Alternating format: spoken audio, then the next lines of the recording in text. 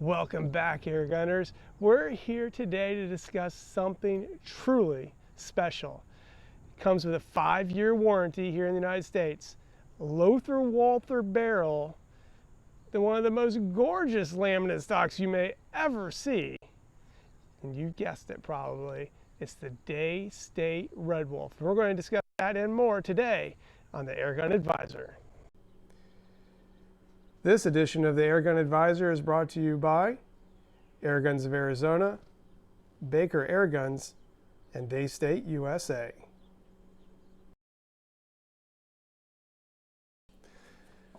Hey Airgunners, welcome back to the Airgun Advisor, and I'm here today to share with you one of the hottest rifles of 2018, the Daystate Red Wolf. It is by far one of the most talked about new items that came out at SHOT Show that we saw this year.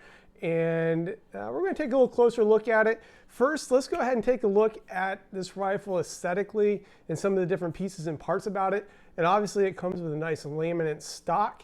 The stock also has a adjustable cheek piece and then also an adjustable butt pad. And this butt pad goes up and down, and then it will also swivel in and out, left and right there. Has a nice pistol grip here with the thumb up position if you like, or wrap around, whichever you prefer. Safety's right here, so it's easily accessible. And then also you have the nice adjustable 2-stage trigger. And of course, the much anticipated lever action. We'll talk about that a little bit more, as well as a carbon fiber bottle and a carbon fiber wrap on the barrel shroud here. And this shroud is something very unique. You know, most shrouds you see are aluminum of some sort, maybe have a carbon fiber wrap around it, but this is a true carbon fiber shroud on this barrel. And as you look at the barrel, you can actually see all the fibers being wrapped and weaved into making this shroud. Some other things to keep in mind: this is not just available as a laminate. You can also get this as a walnut stock if you're more of a traditionalist. The stock is unique in that it has a little LCD screen here to work with the electrical components, so keep you up to date on what's going on.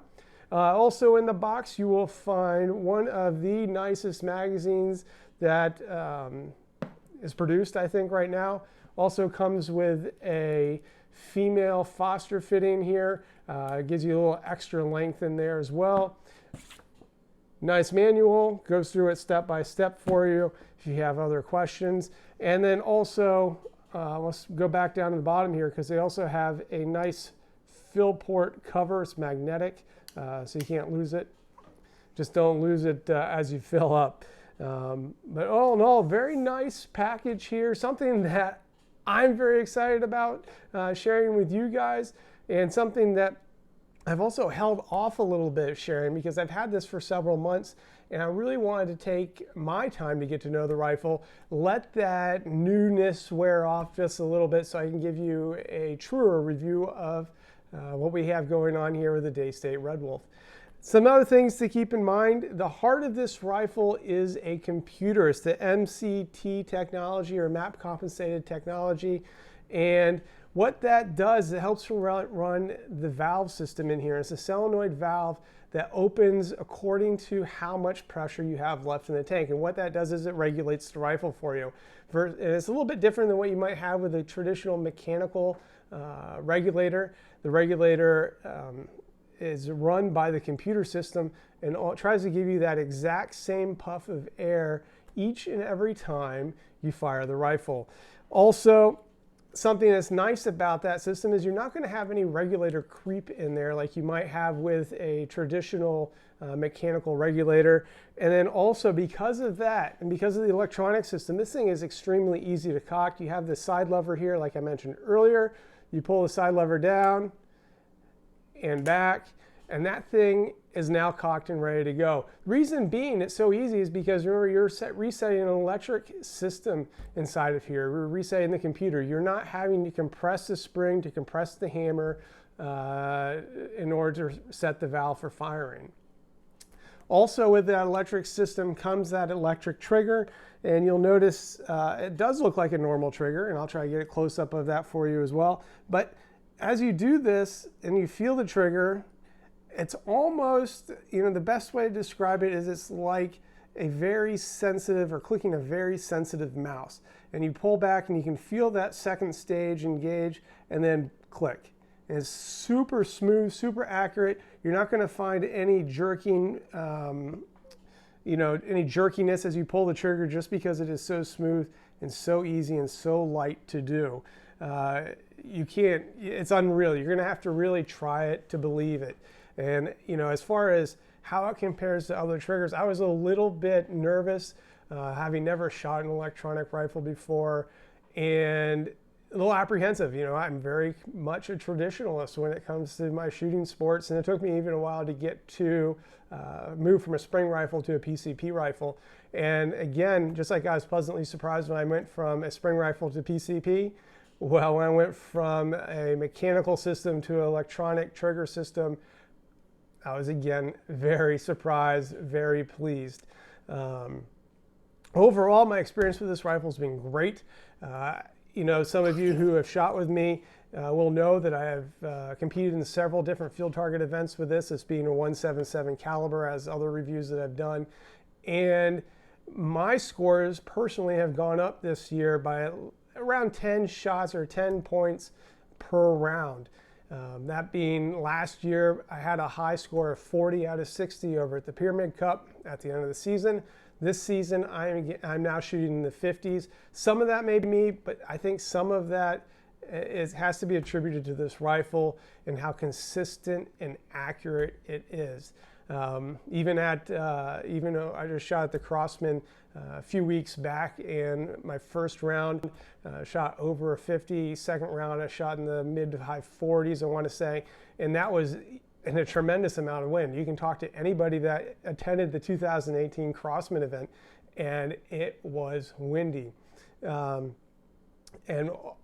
that came a higher place for me. I placed 9th overall, which is something that I would only have dreamed of being in that top 10 last year, but now it's happening. And again, some of that has to be me. I've been practicing, but also a lot of it I have to attribute to the consistency of this rifle and what we're getting overall. Some other things to keep in mind, and I'll do a close-up of this here as well, is the LCD readout here. It's not going to come on for us if you can see it on the video because I have removed the battery for us to discuss some things later on. But the LCD readout here, it'll show you if you're on high, medium, or low power. It gives you a constant reading of the pressure that is left in the tank here. It also helps to monitor your shot count if you're using the magazine. It won't allow you to go past the capacity of the magazine, so you won't get that ill-fated no shot and still counting as a shot because there was no pellets left in your magazine. So that's a great feature. Also comes with a single shot tray. That's what I'm typically using. I just like that because of the repetitive nature. I get into a rhythm, and that rhythm helps me to be consistent, I think. So I stick with the single shot tray on that one. Also, it does give you a low power warning for the battery, or low battery warning, and then also low pressure warning up here as well. I should say right here as well, if you happen to run out of air, which if you run out of air during a 2-day event with this rifle, that means you shot a lot during the practice round, because I'm getting typically around 200 shots at fill, and those are consistent shots. That's still on the regulator, or I should say the computerized regulator in here in the solenoid is still producing that consistent puff of air, and that's getting me anywhere between 19.3 and 19.7 foot-pounds of energy per shot. Very consistent, very happy with that. Some other things to keep in mind. As I've read the forums, I've heard a few individuals discuss the batteries, and that's something I wish to discuss with you now before we get to shooting this rifle. The battery that comes in this rifle, I took it out just so you can see it here, is like this. It's a 2-cell lithium-ion battery. They're similar to the batteries, if not the same, the batteries that are used in remote control cars, quadcopters, any of those kind of hobby type activities. And they are produced in China. Now, some people said, well, this is a cheap battery. Why didn't Daystate create something or have something made just for this rifle? And to be quite honest, I'm really glad that they didn't, because this allows me the opportunity to find this battery other places. If I want to replace it, I have options. Other than just going to the Daystate dealer and hoping they still have them in stock, I can go lots of different places to find this battery and to still have my rifle up and running. Also, there were some current concerns too about, well, how many shots are you going to get? I don't know is the best answer I have. The reason being is I've shot over a tin of pellets and the battery was still going strong. I did decide to charge it just in case. Took approximately 30 minutes to charge, and it wasn't anywhere near empty from what I can tell. So you're going to get a ton of shots over this. I'm not going to say how many, but I can tell you it's well over 1,000 shots on this. Also, another one of the complaints that I've heard, and I have a hard time even saying this is a complaint because in my mind it's a good thing. You have on the bottom here a battery compartment with a resin door, plastic resin door. It's thick, it's not easily broken, and the battery fits right up into the stock like so. And people complaining or discussing that the battery has to be removed to be charged. Okay, I understand that. It's a little bit of a convenience factor. There's no port on this rifle anywhere that you can just plug the whole rifle in. However, I think we need to take a look at this from another perspective, and that's one of safety.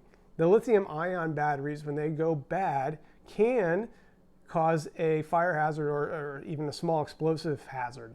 And one of the main telltale signs that a battery is going bad is that they start to get puffy. And you'll notice that the coating on here, the wrapper on there almost puffs out, just like a little bit of a balloon effect on that. And that's how you know that these batteries are going bad.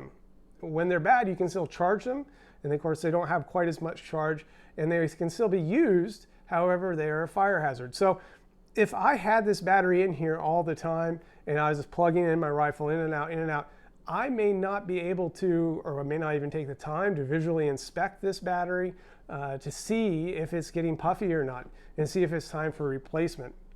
And just like any battery, these will need to be replaced at some point in time.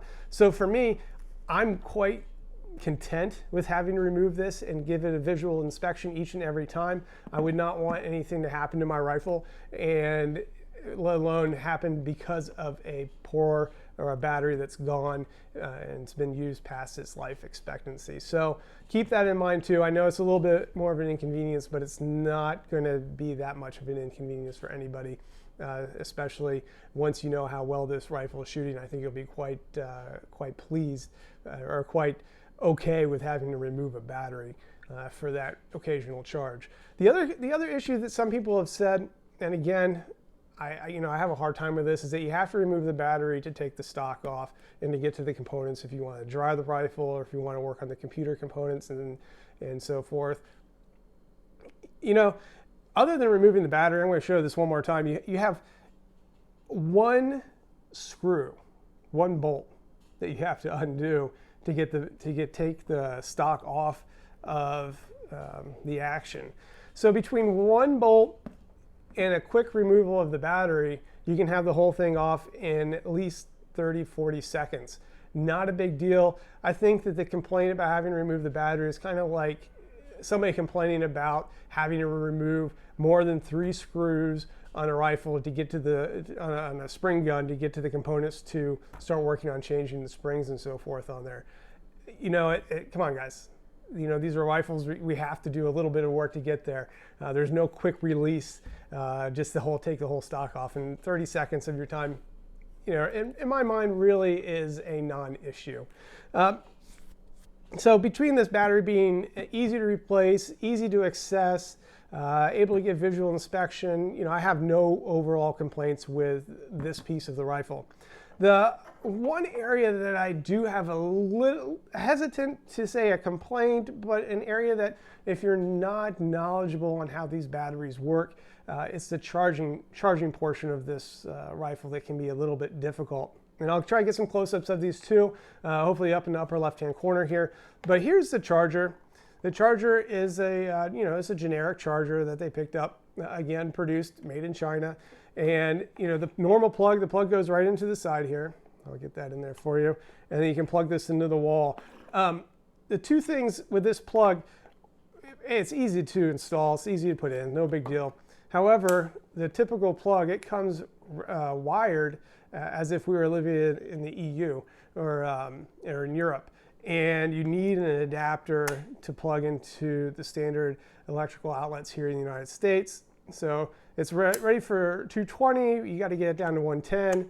And so that's kind of a hassle. It'd be nice if they just swapped out the whole cord for something that would work here in the United States. But beyond that, the battery itself gets plugged into this little white port. Now again, I'll do close-ups of this for you. And there's 4 prongs here to plug in this battery. And the battery has three plugs in it. So 4 prongs, 3 plugs, it doesn't add up.